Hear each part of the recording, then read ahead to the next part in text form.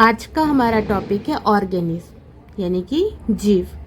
तो बेटा कल हमने पढ़ा था कोशिका के बारे में, सेल के बारे में, पूरा थ्योरी हमने देख लिया हुआ था। आज हम पढ़ेंगे ऑर्गेनिज्म के बारे में।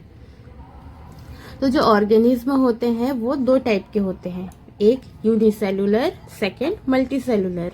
यानी कि पहला जिसको कि हम हिंदी में बोलेंगे जीव के दो प्रकार होते हैं, एक कोशिकीय जीव और बहुकोशिकीय जीव। अभी दोनों में बेसिक डिफरेंस क्या है? तो बेटा देखो नाम से ही समझ आ रहा है, यूनी यानी क्या होता है एक, और कोशिका तो मतलब कि यूनिसेलुलर जिसमें कि एक कोशिका होते हैं। मल्टी यानी कि बहुत सारे, मल्टी सेलुलर यानी कि बहुत सारे कोशिका से बनके जो जीव बने होते हैं उसे हम बोलेंगे मल्टी सेलुलर या फिर बहुकोशिकीय जीव। ठीक है, दोनों में बेसिक डिफरेंस क्या है? जो एक कोशिकीय जीव होते हैं वो एक कोशिका से बने होते हैं। उदाहरण के लिए हम देखें तो बैक्टीरिया, साइनोबैक्टीरिया, जिसे कि हम ब्लू ग्रीन एल्गी भी बोला जाता है, कल के वीडियो में हमने देखा हुआ था। तीसरा प्रोटोजोआ। ठीक है, एक कोशिकीय जीव जो कि एक कोशिका से मिलकर बना होता है, ये नाम से ही क्लियर हो रहा है। उदाहरण के लिए बैक्टीरिया, साइनोबैक्टीरिया और प्रोटोजोआ। इधर हम देखें कि बहुकोशिकीय जीव क्या होता है, तो बेटा नाम से क्लियर है कि जो बहुकोशिकीय जीव है वो बहुत सारे कोशिकाओं से मिलकर बने होते हैं। उदाहरण के लिए एनिमल्स, ह्यूमन, सारे जो ग्रीन प्लांट होते हैं, हरे पादप होते हैं वो, और साथ ही साथ फंगी यानी कि कवक, ये सारे मल्टी सेलुलर के उदाहरण हैं। क्लियर? ऑर्गेनिज्म कितने टाइप के होते हैं? दो टाइप के, एक कोशिकीय, बहुकोशिकीय। एक कोशिकीय मतलब जो कि एक कोशिका से मिलकर बना होता है, बहुकोशिकीय मतलब बहुत सारे कोशिकाओं से मिलकर बने होते हैं। एक कोशिकीय का उदाहरण क्या है बेटा? बैक्टीरिया, साइनोबैक्टीरिया और प्रोटोजोआ। अभी देखो यहाँ पे आप एक बार क्लियर कर लो, जो साइनोबैक्टीरिया होते हैं उसे हम ब्लू ग्रीन एल्गी भी बोलते हैं, यानी कि नीले हरे कवक, शैवाल। ठीक है, और जो बहुकोशिकीय होते हैं उसमें कि बहुत सारे कोशिका होते हैं। उदाहरण के लिए हम मनुष्य हो गए, एनिमल हो गया, जानवर हो गया, सारे जो हरे पेड़ पौधे होते हैं, हरे पादप होते हैं ये, और फंगी। अभी हम एक इम्पॉर्टेंट नोट देखते हैं, ये कि बहुत ज़्यादा इम्पॉर्टेंट है क्योंकि एग्जाम में कई बार आया हुआ है। जो ईस्ट आप सभी कोई जानते होंगे, जैसे कि ब्रेड बनाते हैं जब भी, तो खमीर लाने के लिए हम ईस्ट का उपयोग करते हैं, या फिर जो पिज़्ज़ा का बेस होता है उसे भी बनाने के लिए खमीर लाना पड़ता है, तो उस टाइम हम लोग ईस्ट का उपयोग करते हैं, जो कि मार्केट में कोई भी डेली नीड के शॉप में इजीली अवेलेबल रहता है। तो क्वेश्चन ये आया था एग्जाम में कि ईस्ट जो है वो एक कोशिकीय है कि बहुकोशिकीय है? तो बेटा जो ईस्ट है ना वो एक कोशिकीय कवक होता है। मोस्ट इम्पॉर्टेंट क्वेश्चन है, जो ईस्ट है ना वो यूनिसेलुलर होता है, ना कि मल्टी सेलुलर। ईस्ट क्या होता है? यूनिसेलुलर होता है, एक कोशिकीय होता है। अब हम इसके अंदर पढ़ेंगे, ऑर्गेनिज्म के अंदर पढ़ेंगे सेल बायोलॉजी, जिसका कि हिंदी नाम है कोशिका जीव विज्ञान। ठीक है, तो इसी को हम साइटोलॉजी भी बोलते हैं। सेल बायोलॉजी इसका एक और नाम है साइटोलॉजी। देखो साइटो मतलब सेल, लॉजी मतलब किसी भी चीज का अध्ययन करना, स्टडी करना, मतलब कि जो सेल होती है उसका स्टडी करना, जिसको कि हम बोलेंगे साइटोलॉजी। तो बिल्कुल भी कंफ्यूज नहीं होना, यहाँ पे सेल बायोलॉजी, साइटोलॉजी सेम होता है। इन दोनों के अंतर्गत हम कोशिका जीव विज्ञान का ही अध्ययन करेंगे। अभी देखो एक क्वेश्चन ये आना है कि जो शब्द है साइटोलॉजी, ये आखिर दिया किसने था? साइटोलॉजी शब्द आया कहाँ से? तो जो साइटोलॉजी शब्द है ये हर्टविंग द्वारा दिया गया था। एक व्यक्ति है, एक साइंटिस्ट है जिनका की नाम है हर्टविंग, इन्होंने साइटोलॉजी शब्द को दिया था। तो बेटा अगर क्वेश्चन में ये आया है कि शब्द साइटोलॉजी मतलब ये किन्होंने दिया था, तो इनका नाम क्या है? ऑप्शन में कई सारे नाम दिया रहेगा, जैसे हर्टविंग, मूलर एक्सेट्रा, कोई भी नाम दिया रहा, तो जो शब्द साइटोलॉजी है ये हर्टविंग द्वारा दिया गया था। अब कभी एग्जाम में ये क्वेश्चन आ जाएगा कि जो शब्द साइटोजेनेटिक्स है ये किसने दिया? तो जो साइटोजेनेटिक्स है ये H.J. मूलर द्वारा दिया गया। अभी अगर आपको नाम याद नहीं रहता है कि H.J., तो आप सिंपल सा मूलर शब्द याद कर लीजिए, ठीक है। तो देखो शब्द जो साइटोलॉजी है, साइटोलॉजी शब्द किसने दिया? हर्टविंग ने। साइटोजेनेटिक्स शब्द को किसने दिया? मूलर ने। हमें यहाँ पे दो नाम याद हो गया। पहला शब्द साइटोलॉजी हर्टविंग ने दिया, शब्द साइटोजेनेटिक्स मूलर ने दिया, H.J. मूलर ने। अब एक क्वेश्चन ये बनता है जो कि रेलवे में RRB में कईयों बार पूछा गया है कि who is the father of cell biology, यानी कि कोशिका विज्ञान के पिता कौन है? तो आपका आंसर क्या रहेगा? Robert Hooke. कोशिका विज्ञान के पिता कौन है? Robert Hooke. अभी देखो ये हो गया कोशिका विज्ञान के पिता। अगर क्वेश्चन में पूछा आंसर में आप बोलोगे रॉबर्ट हुक, लेकिन अगर पूछा कि आधुनिक कोशिका विज्ञान के पापा कौन है ना, आधुनिक कोशिका विज्ञान के फादर कौन है, तब आपका आंसर होगा कार्ल पी स्वानसन। अगर आपको कार्ल पी याद नहीं रहता तो आप सिर्फ स्वानसन याद कर लीजिए, ठीक है। तो कोशिका विज्ञान के पिता कौन है? Robert Hooke. इन्होंने एक बुक लिखा जिसका नाम है माइक्रोग्राफिया, ठीक है। कोशिका विज्ञान के फादर कौन है? Who is the father of cell biology? तो आंसर आपका होगा रॉबर्ट हुक। इन्होंने एक बुक लिखा जिसका नाम है Micrographia. Second question most important, अगर कोई पूछा कि आधुनिक कोशिका विज्ञान के फादर कौन है, तो आपका आंसर क्या होगा? Swanson, Carl P Swanson. इन्होंने एक बुक लिखा जिसका नाम है सेल बुक। इन्होंने जो बुक लिखा यानी कि स्वानसन ने जो बुक लिखा उनका नाम है स्वानसन सेल बुक। स्वानसन ने जो बुक लिखा उस बुक का नाम है सेल बुक। अगला क्वेश्चन, भारतीय कोशिका विज्ञान के जनक। भारतीय कोशिका विज्ञान के जनक कौन है? आपका आंसर होगा A.K. शर्मा। भारतीय कोशिका विज्ञान के जनक है बेटा A.K. शर्मा, अरुण कुमार शर्मा। अभी आप एक नाम पढ़ेंगे एंटनी वैन लीeuwenhoek। इन्होंने अपने माइक्रोस्कोप में कोई जीवित कोशिकाओं को नोटिस करा। उन्हें कोई जीवित कोशिका मिला, अब वो सोच में पड़ गए ये क्या है, इसका अध्ययन करना है।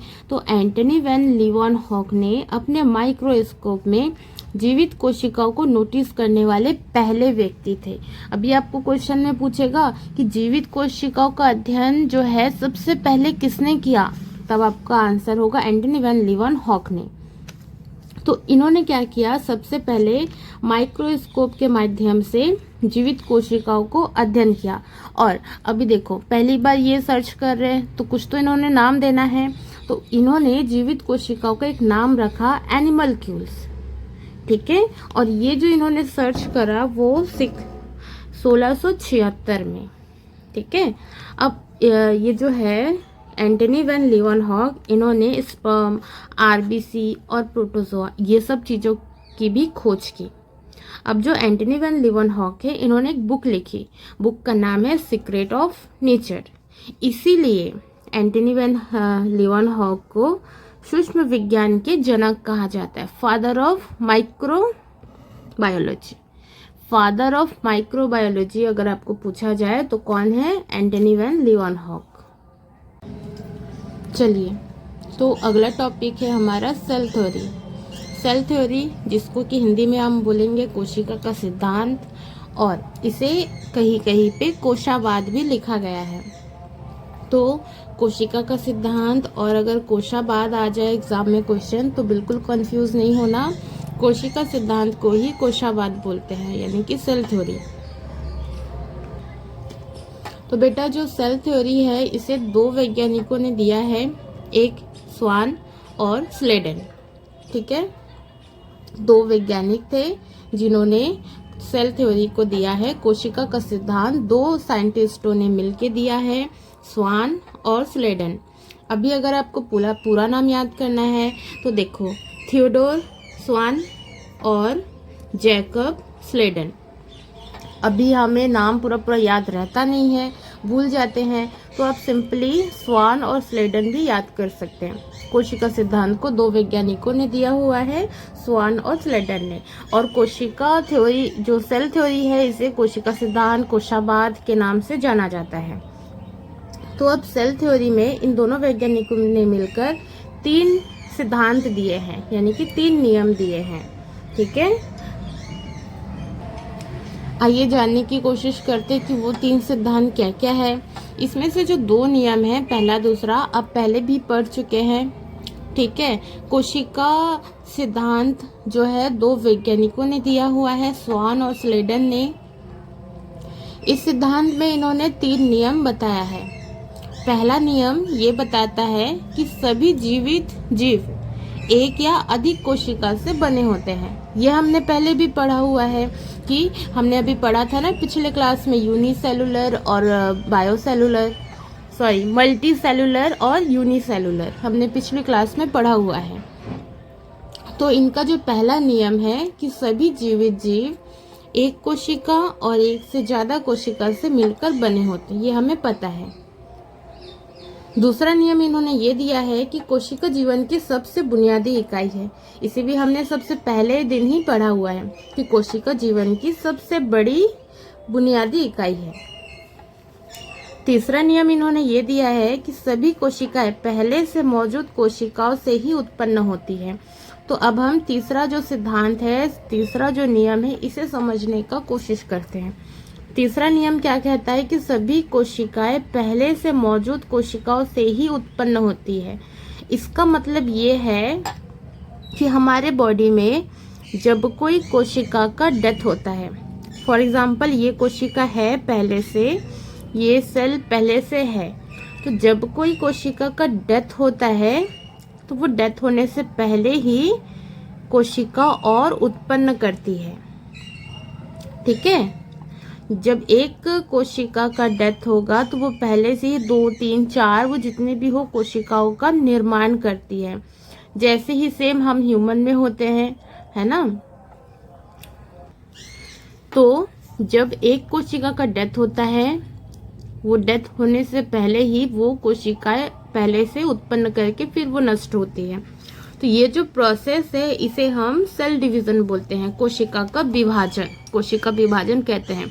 इसे हम एक तरीके से समझ सकते हैं कि जो पहले से कोशिका मौजूद रहती है इसे पेरेंट सेल बोलते हैं, यानी कि पैतृक कोशिका। और वो जो डेथ होने से पहले जो नए कोशिका का निर्माण करती है उसे हम डॉटर सेल बोल सकते हैं, यानी कि संतति कोशिकाएं।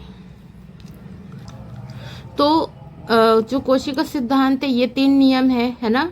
तो अभी हमें ये देखना पड़ेगा कि कोशिका सिद्धांत को फॉलो कौन नहीं करता, कौन है जो कोशिका सिद्धांत को फॉलो नहीं करता है, क्योंकि ह्यूमन में तो ये प्रोसेस होता है ना।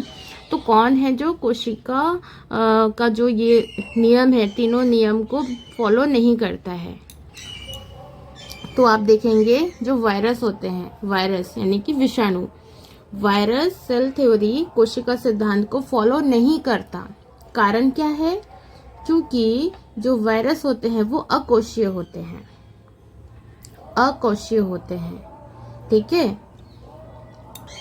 अकोशीय का मतलब जिसमें कोशिका नहीं होता। वायरस में कोशिका नहीं होता। अब जब इसमें कोशिका होगा ही नहीं तो वो कोशिका का सिद्धांत को फॉलो कैसे करेगा? मोस्ट इम्पॉर्टेंट क्वेश्चन है कि कोशिका सिद्धांत यानी कि सेल थ्योरी को फॉलो कौन नहीं करता, तब आपका आंसर होगा वायरस। तो अब हम जानते हैं कि वायरस आखिर बनता कैसे है। तो देखो, जो वायरस होता है वो प्रोटीन और न्यूक्लिक एसिड से मिलकर बना होता है। न्यूक्लिक एसिड में क्या होते हैं हम सब जानते हैं, डीएनए और आरएनए होता है। और जो हमारा ह्यूमन बॉडी है वो डीएनए से मिलकर बना होता है। ह्यूमन बॉडी में डीएनए मौजूद होते हैं। ठीक है। तो आपको ये याद रखना है कि जो वायरस होते हैं वो सेल थ्योरी को फॉलो नहीं करता है। कारण ये है क्योंकि वायरस में कोशिका ही नहीं होती, वायरस अकोशिकीय होती है। वायरस कैसे बनता है? प्रोटीन और न्यूक्लिक एसिड से मिलकर वायरस बनता है। तो बेटा जो वायरस होती है ना वो निर्जीव और सजीव दोनों के बीच की कड़ी होती है। अब आपका एक क्वेश्चन है आपके लिए कि डीएनए और आरएनए दोनों का फुल फॉर्म क्या होता है? आप मुझे कमेंट पे ज़रूर बताइएगा। अब आप एक चीज़ को याद रखिएगा, ओमनिस सेलुला ई सेलुला। ओमनिस सेलुला ई सेलुला एक मंत्र जैसा याद कर लीजिए, ओमनिस सेलुला ई सेलुला। ओमनिस यानी उत्पत्ति, सेलुला यानी कि सेल कोशिका, ई यानी कि से, सेलुला यानी कि कोशिका से कोशिका की उत्पत्ति, कोशिका से कोशिका की उत्पत्ति। ओमनिस सेलुला ई सेलुला, कोशिका से कोशिका की उत्पत्ति। यह सिद्धांत किसने दिया? ये जो सिद्धांत है सन 1855 में 34 वर्ष की आयु में रुडोल्फ विर्चो ने एक सिद्धांत दिया, ओमनिस सेलुला ई सेलुला, मतलब कोशिका से कोशिका की उत्पत्ति का सिद्धांत दिया। ठीक है। तो अगर आपको एग्जाम में आता है कि ओमनिस सेलुला ई सेलुला ये सिद्धांत किसने दिया, तो आपका आंसर क्या कहलाएगा बेटा? Rudolf Virchow, Rudolf Virchow. यहाँ पर हमने तीन वैज्ञानिकों का नाम पढ़ा है ना। सेल थ्योरी को दिया है 2 वैज्ञानिकों ने और ओमनिस सेलुला ई सेलुला को दिया है 1 वैज्ञानिक ने। ये तीनों नाम आपको याद रखना है। ठीक है। अब हम पढ़ते हैं एक वैज्ञानिक जिनका नाम है लुईस पाश्चर। लुईस पाश्चर, इससे गिना चुना 3 से 4 क्वेश्चन बनता है हर एग्जाम में, तो वो चारों क्वेश्चन को मैं यहाँ पे आपको एक्सप्लेन करती हूँ। लुईस पाश्चर, तो इन्होंने रोगाणु का सिद्धांत दिया। लुईस पाश्चर ने रोगाणु का सिद्धांत दिया। रोगाणु यानी क्या होता है? जर्म्स। तो बेटा एक ऐड आता था ना डिटोल साबुन का कि आपका साबुन बहुत स्लो है क्या, 2-3 मिनट तक साबुन से आप हाथ धो तो सारे जर्म्स खत्म हो जाते हैं, है ना। रोगाणु, रोग यानी कि रोग उत्पन्न करने वाला जर्म्स। तो लुईस पाश्चर ने जर्म्स का सिद्धांत दिया, रोगाणु का सिद्धांत दिया पहला। तो बेटा आपको क्वेश्चन में ये पूछेगा एग्जाम में कि रोगाणु का सिद्धांत, जर्म्स थ्योरी को किसने दिया, तो आपका आंसर क्या होगा? Louis Pasteur. इन्होंने ये पहला चीज आया। दूसरा क्वेश्चन कि जो लुईस पाश्चर है इन्होंने कुछ वैक्सीन बनवाई, जैसे रेबीज की वैक्सीन, कोलेरा वैक्सीन जिसको कि आप हैजा भी बोलते हो, और एंट्रैक्स वैक्सीन। ये सब वैक्सीन बनाई किसने? लुईस पाश्चर ने। ठीक है। 2 क्वेश्चन हो गया। तीसरा क्वेश्चन पॉस्चुरीकरण या फिर पॉस्चराइजेशन एक प्रोसेस होता है। ये जो पॉस्चराइजेशन ये क्या होता है? तो बेटा अभी आप कभी भी देखोगे घर में हम जब भी दूध आती है तो दूध को हम उबालते हैं, है ना। एक बार टेम्परेचर बढ़ा के उबालते हैं, फिर कम करते हैं, बढ़ाते कम करते हैं। तो दूध को क्यों उबालते हैं? ताकि दूध में जो हार्मफुल बैक्टीरिया होते हैं ना वो खत्म हो जाए और वो हमें दूध को पीने से कोई नुकसान नहीं पहुंचाए। तो हम घरों में तो सिंपली गैस का फ्लेम हाई लो करके ये प्रोसेस को करते, लेकिन फैक्ट्री में हम कैसे करेंगे? जैसे अमूल का फैक्ट्री होता है, इसमें क्या बहुत ज़्यादा क्वांटिटी में दूध को उबालना पड़ता है। तो वो जो फैक्ट्री में जो प्रोसेस होता है उसे हम बोलते हैं पॉस्चुरीकरण, दूध से बैक्टीरिया को पूरा खत्म करना। ठीक है। 3 क्वेश्चन बन गया। चौथा क्वेश्चन का आंसर क्या रहेगा कि जीवाणु विज्ञान के पिता किसको बोलते हैं? Father of bacteriology. जीवाणु विज्ञान के पिता बोलते हैं लुईस पाश्चर को। लेकिन अभी तक जो भी हमने पढ़ा है, एक प्रेजेंट, एक आधुनिक, पुराना नया ऐसा पढ़े, है ना। तो जीवाणु विज्ञान के पिता कौन है? Louis Pasteur. वही अगर पूछता है एग्जाम में कि आधुनिक जीवाणु विज्ञान का पिता कौन है, तब आपका आंसर होगा रॉबर्ट कोच। याद रहेगा, रॉबर्ट कोच। जीवाणु विज्ञान के पिता कौन है बेटा? Louis Pasteur. आधुनिक जीवाणु विज्ञान के पिता कौन है? फिर आपका आंसर हो जाएगा रॉबर्ट कोच। ये वाला टॉपिक यहीं पे क्लियर हो गया, ख़त्म हो गया। नेक्स्ट वीडियो में हम दूसरा टॉपिक पढ़ेंगे।